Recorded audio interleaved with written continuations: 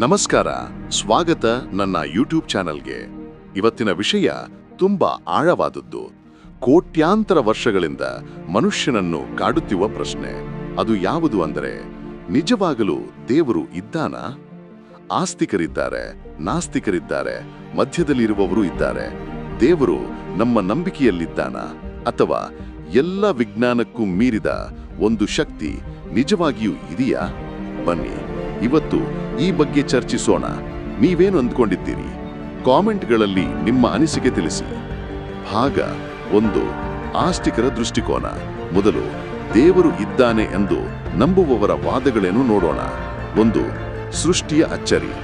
ಸೌರಮಂಡಲ, ಪ್ರಕೃತಿಯ ಸಮತೋಲನ, ಪ್ರತಿಯೊಂದು ಜೀವಿಯು ಹೇಗೆ ಕೆಲಸ ಮಾಡುತ್ತದೆ, ಇಷ್ಟೆಲ್ಲ ಸುಮ್ಮನೆ ತಾನಾಗೇ ಆಗಲು ಸಾಧ್ಯವೇ ಇಲ್ಲ. ಇದರ ಹಿಂದೆ ಒಂದು ಮಹಾನ್ ಶಕ್ತಿ, ಒಂದು ವಿನ್ಯಾಸ ಇರಲೇಬೇಕು. ಅದೇ ದೇವರು. 2. ವೈಯಕ್ತಿಕ ಅನುಭವ. ಅನೇಕ ಜನರು ತಮ್ಮ ಜೀವನದಲ್ಲಿ ಪವಾಡಗಳನ್ನು, ಕಷ್ಟಕಾಲದಲ್ಲಿ ದೇವರ ಸಹಾಯವನ್ನು ಅನುಭವಿಸಿರುತ್ತಾರೆ. ಈ ವೈಯಕ್ತಿಕ ಅನುಭವಗಳನ್ನು ಕಡೆಗಣಿಸಲು ಸಾಧ್ಯವಿಲ್ಲ. 3. ಧಾರ್ಮಿಕ ಗ್ರಂಥಗಳು ಮತ್ತು ಸಂಪ್ರದಾಯ. ವೇದಗಳು, ಕುರಾನ್ ಮತ್ತು ಬೈಬಲ್, ಪ್ರಪಂಚದ ಎಲ್ಲ ಧರ್ಮಗಳ ಪವಿತ್ರ ಗ್ರಂಥಗಳು ಸಾವಿರಾರು ವರ್ಷಗಳಿಂದ ದೇವರ ಅಸ್ತಿತ್ವದ ಬಗ್ಗೆ ಹೇಳುತ್ತಿವೆ. ಇದು ಕೇವಲ ಕಟ್ಟುಕತೆಯಲ್ಲ, ಬದಲಿಗೆ ಸಮುದಾಯದ ನಂಬಿಕೆಯ ಅಡಿಪಾಯ. 4. ಆಶಾಭಾವನೆ ಮತ್ತು ನೈತಿಕತೆ.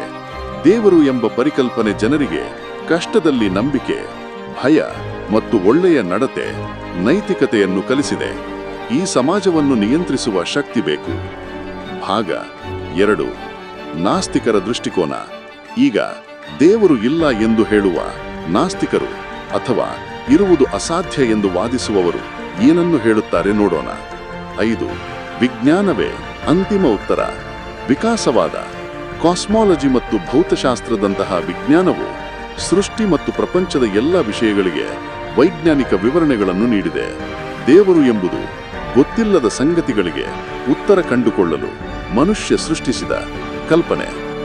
6. ಪುರಾವೆಯ ಕೊರತೆ.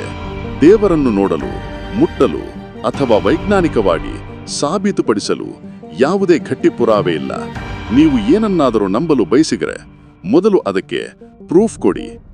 7. ನೋವು ಮತ್ತು ದುಃಖದ ಸಮಸ್ಯೆ.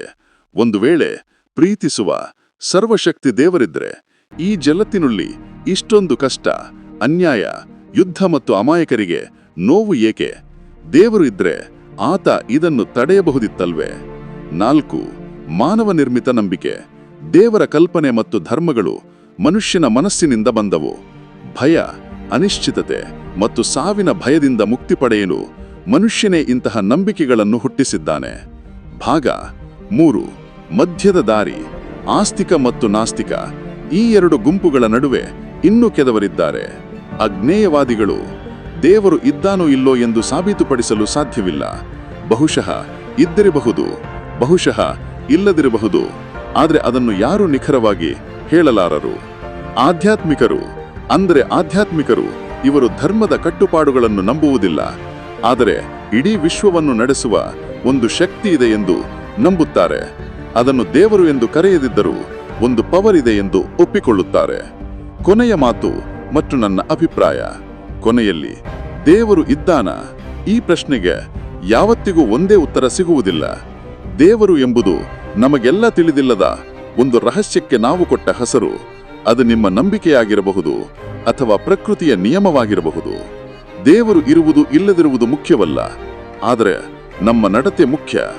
ನಾವು ಜೀವನದಲ್ಲಿ ಪ್ರೀತಿ, ಕರುಣೆ, ಸತ್ಯ ಮತ್ತು ಸಹಾಯವನ್ನು ಅಳವಡಿಸಿಕೊಂಡ್ರೆ ಅದೇ ನಾವು ದೇವರಿಗೆ ಸಲ್ಲಿಸುವ ದೊಡ್ಡ ಗೌರವ. ನಿಮ್ಮ ನಂಬಿಕೆ ಏನೇ ಇರಲಿ, ಅದನ್ನು ಗೌರವಿಸಿ, ಆದರೆ ಯೋಚಿಸುವುದನ್ನು ನಿಲ್ಲಿಸಬೇಡಿ. ಈ ವಿಷಯದ ಬಗ್ಗೆ ನಿಮ್ಮ ಅಭಿಪ್ರಾಯವೇನು? ಕಾಮೆಂಟ್ ಮಾಡಿ, ಚರ್ಚಿಸೋಣ. ಈ ವಿಡಿಯೋ ಇಷ್ಟವಾಗಿದ್ರೆ ಲೈಕ್ ಮಾಡಿ, ನಿಮ್ಮ ಸ್ನೇಹಿತರೊಂದಿಗೆ ಶೇರ್ ಮಾಡಿ ಮತ್ತು ಮುಂದಿನ ಇಂತಹ ಆಳವಾದ ವಿಷಯಗಳಿಗಾಗಿ ನನ್ನ ಚಾನೆಲ್ಗೆ ಸಬ್ಸ್ಕ್ರೈಬ್ ಮಾಡಲು ಮರೆಯಬೇಡಿ. ಮುಂದಿನ ವಿಡಿಯೋದಲ್ಲಿ ಸಿಗೋಣ. ನಮಸ್ಕಾರ.